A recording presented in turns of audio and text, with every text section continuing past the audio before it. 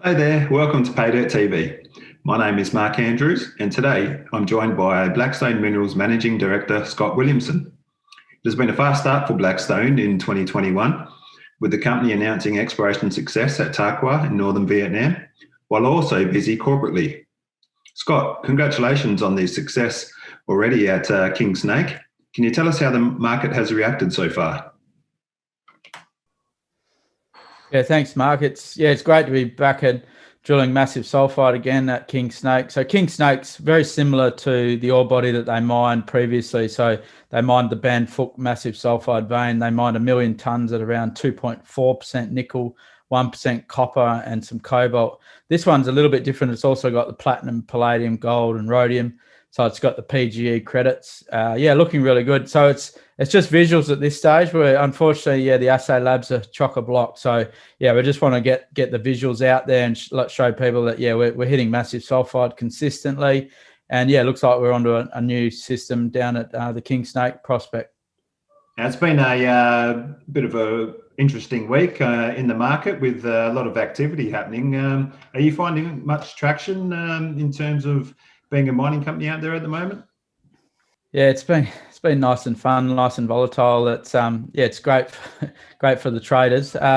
We've had an interesting week. So we've done some great work already this year, and some of it gets I suppose missed a little bit, but that's fine.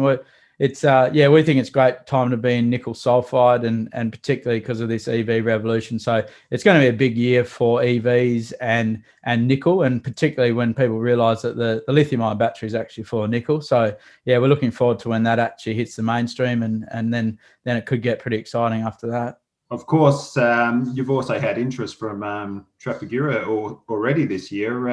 Can you just explain that scenario and sort of give the company and project a bit of a tick of approval?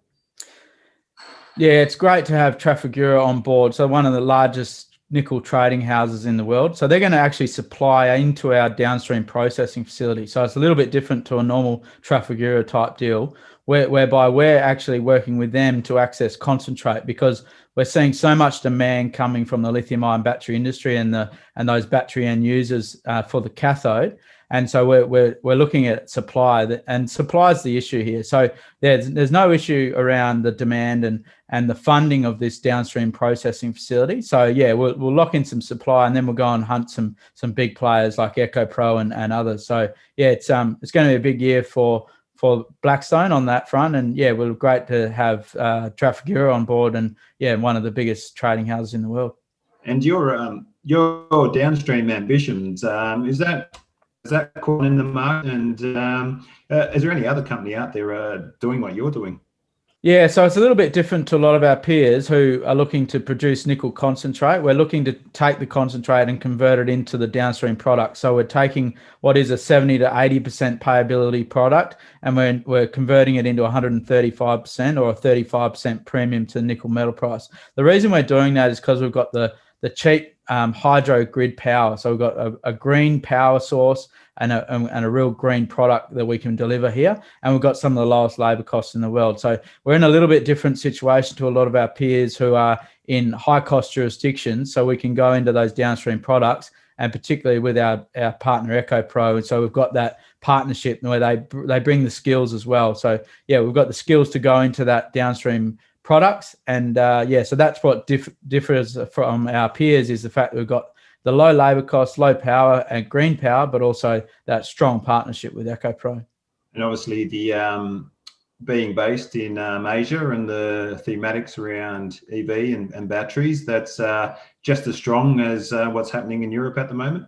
Yeah, it is, and so this is a worldwide push into EVs. Europe's strong, the US is strong, but what people don't realize is that the battery market is really dominated by the major players being South Korea, Japan, and China. So this is an Asian story for the battery. Obviously, the vehicles are built all around the world, but the batteries at the moment are all built through Asia and right on our doorstep. So being in Vietnam, right next to all these major players, it puts us in a really strong position from a jurisdiction perspective. We believe that Vietnam could be an emerging hub for the lithium-ion battery industry. And obviously, you've already hit the market with some exciting news this year. What else can we expect from the Tarkwar project in 2021? Yeah, so what people really need to look for is not just the drilling announcements and that excitement around the exploration, but also the excitement around this downstream facility and the ability to upscale that. So we think that we can make this a much larger refinery, and the reason we can do that is because of that strong demand coming. So we're confident that we can bring in a lot of demand from that battery end user, but also we'll continue to do deals on the supply side as well. So the demand is there, and we're confident the funding's there. And a lot of it now is just, okay, where are we going to get all this nickel concentrate? As much as we can get nickel concentrate, we can convert into those downstream products. So it's a big year for the refinery. Obviously, continued exploration as well. But keep looking at this refinery option because it's a very scalable business. Now, you're well down the path with looking at those options. What are your thoughts on West Australia's downstream ambitions? Yeah, it's a little bit more difficult in Western Australia. There's two reasons: the high cost of operating, so the high cost of labour and the fight for labour and the fact that there's just not enough labour. The other problem is the fossil fuel power. So our power in Australia is generated by coal and diesel. So it's a difficult jurisdiction if you want to be producing downstream green products. So we want a green nickel product for the downstream, and that's why we believe that Vietnam's a better location.